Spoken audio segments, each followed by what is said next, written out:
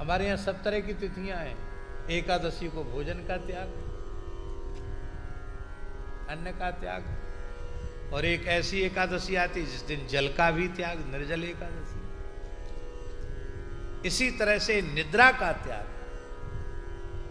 महीने में 2 एकादशी होती है महाराज जी। जैसे 4 प्रहर भगवान शिव की पूजा का विधान है, ऐसे ही प्रत्येक एकादशी में शालिग्राम जी की रात्रि जागरण 4 प्रहर पूजा का विधान है।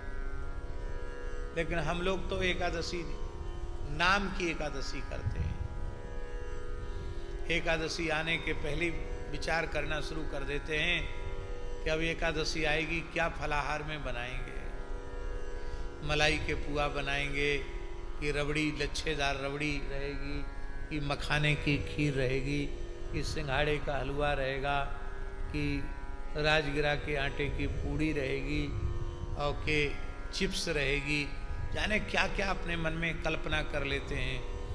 अब फिर कहते हैं तो हमारी एकादशी है। हे भगवान, धन्य है एकादशी महारानी।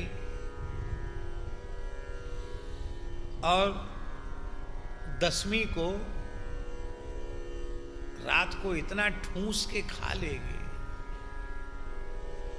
कि एकादशी दिन भर डकार आवे, गले में जलन पड़े भोजन। क्यों? कल एकादशी, कल खाना नहीं, आज खा लो, ठूस कर खा लो।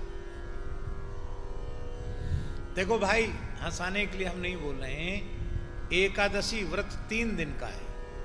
10वीं को एक समय भोजन करना, और द्वादशी को एक ही बार पारायण करना, फिर द्वारा कुछ नहीं लेना, और एकादशी को कुछ न लेना, ये उत्तम एकादशी है, सर्वोत्तम एकादशी है।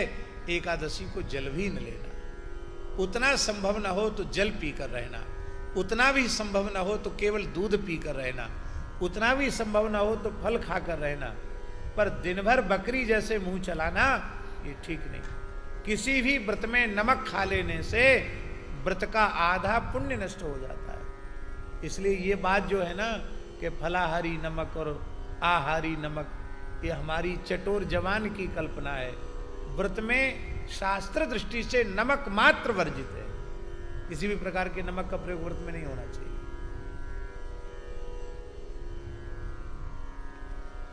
तो लोग टमाटर भी खाएंगे व्रत में, भिंडी भी खा लेंगे, मेथी भी खा लेंगे।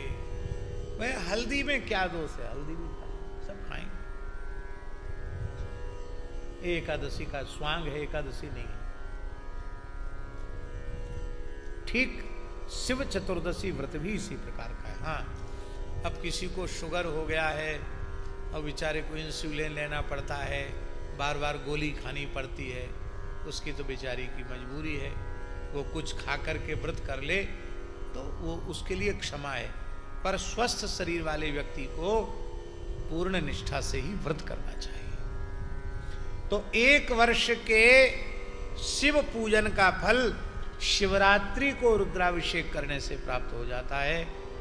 और प्रत्येक एकादशी पूरे वर्ष, यदि एकादशी का जागरण और 4 प्रहर की पूजा संभव न हो सके तो आषाढ़ शुक्ला एकादशी, जिसको देवशयनी एकादशी कहते हैं, उस एकादशी तिथि को रात्रि में 4 प्रहर की पूजा करनी चाहिए।